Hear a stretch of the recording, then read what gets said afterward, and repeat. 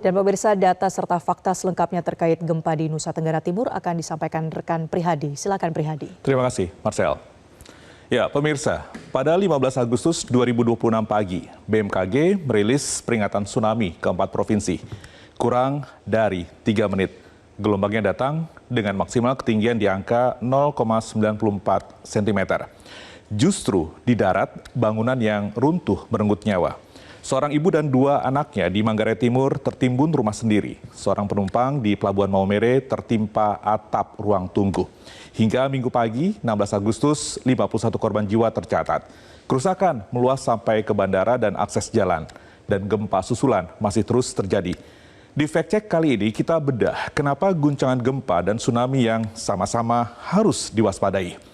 Baik, kita akan ke slide pertama pemirsa. Di Sabtu, 15 Agustus pukul 4:58 waktu Indonesia Barat, bumi di Laut Flores bergerak. BMKG mencatat gempa magnitudo 7,7 dengan epicentrum 30 km timur Laut Bai, Kabupaten Nagekeo, pada kedalaman 15 km. Pemicunya adalah sesar naik busur belakang Flores, tepatnya di segmen barat yang belum pernah mengalami rupture sebelumnya. BMKG bahkan menyebut potensi maksimal segmen ini bisa mencapai di magnitudo 7,9. Guncangannya terasa jauh melampaui NTT, menjalar ke NTB, kemudian juga ke Sulawesi Tenggara dan juga Sulawesi Selatan. Bahkan terasa hingga Makassar dan Denpasar.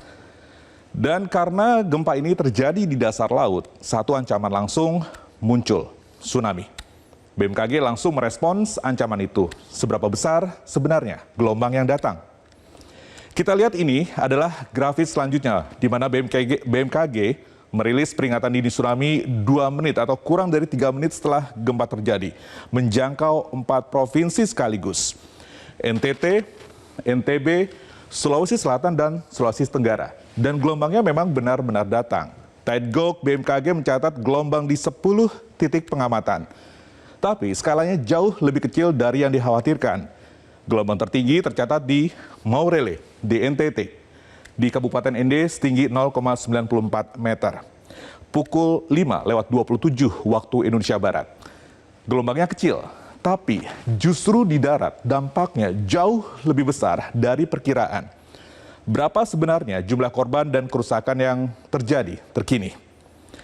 Nah, pemirsa, hingga Minggu pagi di 16 Agustus, angka resmi BNPB menunjukkan bahwa 51 orang meninggal dunia.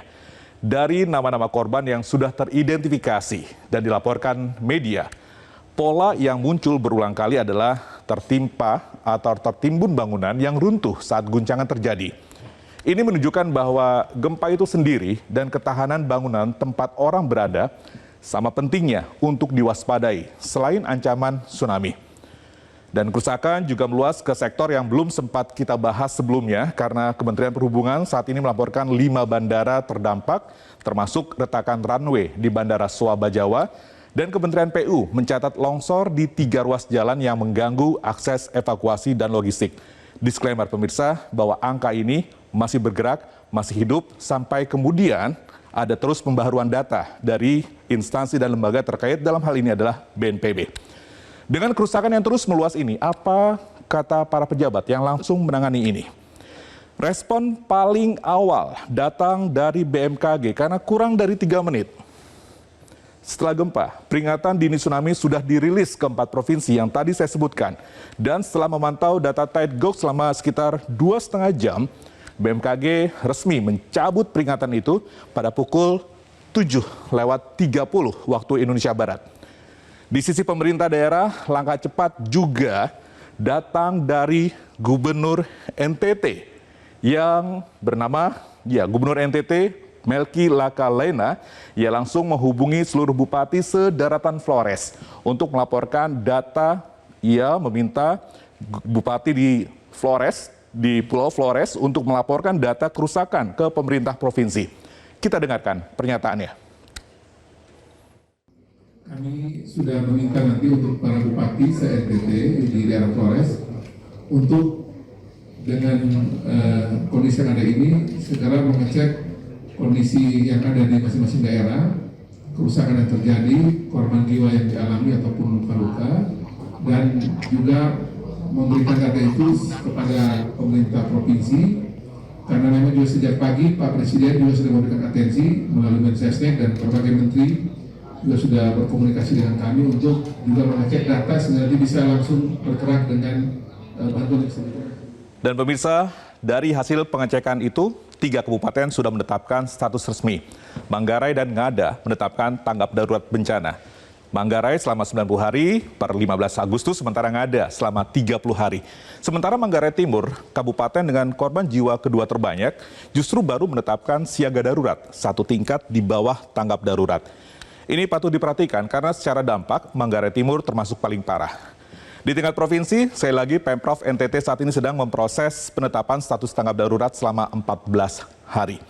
Dan untuk memahami skala ancaman kawasan ini, kita perlu melihat ke belakang sejarah gempa dan tsunami di NTT. Baik pemirsa, ini adalah lini masa, khususnya di Laut Flores, di NTT, tercatat mengalami setidaknya 22 kali kejadian tsunami sejak abad ke-19. Bencana terparah terjadi pada 12 Desember tahun 1992. Gempa 7,8 memicu tsunami hingga 26 meter, menewaskan sekitar 2.500 warga dan pada kejadian itu, tsunami memang benar-benar jadi pembunuh utama. Itu sebabnya perbandingan dengan hari ini jadi menarik, karena pola ancaman yang terrealisasi berbeda total. 1992 akibat fatalitas karena air, tapi di 2026 fatalitas justru karena bangunan. Dan kalau kita bandingkan langsung sisi peringatan dininya, apa yang berubah dari tahun 1992 ke hari ini di tahun 2026.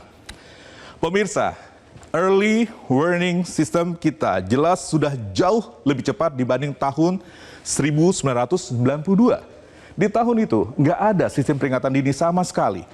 Dan di tahun 2026, BMKG mampu merilis peringatan pertama dalam waktu kurang dari 3 menit. Dan itu patut diapresiasi. Tapi temuan hari ini memberi catatan baru. Secepat apapun peringatan tsunami, kalau bangunan tempat warga berlindung nggak tahan gempa, kecepatan peringatan itu nggak banyak menolong orang. Artinya apa?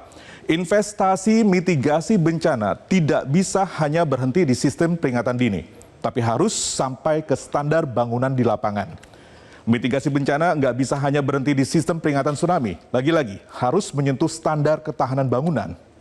Dengan semua temuan ini di 1992, kemudian juga di 2026, kita apa yang harus dilakukan oleh masyarakat dan pemerintah sekarang?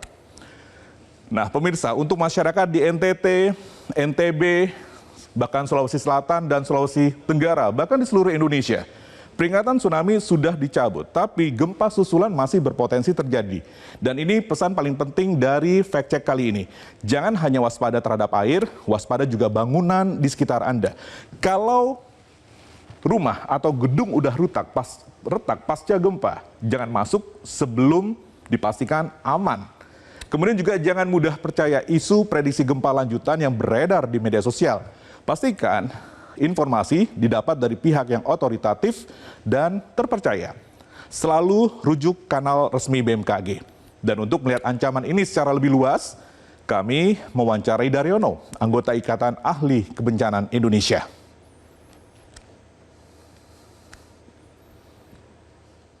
Nah, sesar ini sangat aktif dan sudah berkali-kali memicu gempa yang signifikan, yaitu gempa besar bermagnitudo di atas 7 dan tentu saja diikuti tsunami. Nah, kawasan ini tentunya ke depan tetap akan menjadi sebuah kawasan yang rawan kepada tsunami karena ini merupakan ancaman yang permanen, sehingga mitigasi gempa dan tsunami harus diperkuat di busur kepulauan ini. Dan itulah pemirsa, inti dari semua yang kita bahas di hari ini. Kesiapan bukan soal menebak kapan gempa datang, tapi memastikan bangunan, jalur evakuasi, dan kesadaran kita udah siap kapanpun itu terjadi. Dan untuk membuat kebijakan, temuan hari ini seharusnya jadi alarm. Sistem peringatan dini yang kita miliki udah bagus, tapi standar bangunan di zona gempa aktif seperti Flores masih jadi celah yang belum tertutup. Demikian fact check kali ini, kembali ke Marcelina Tumundo. Jelajahi cara baru mendapatkan informasi. Download Metro TV Extend sekarang.